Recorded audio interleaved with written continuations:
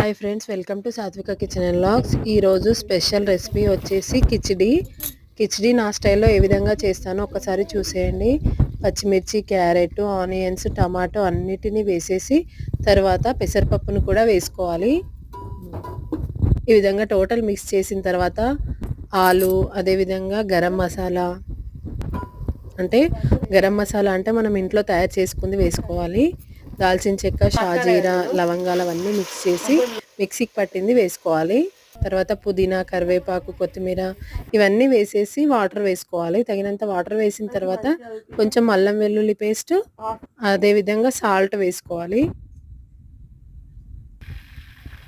పక్కన ఇంకో బౌల్లో మనం ఆలూని సూప్ కర్రీలాగా చేసుకోవాలి.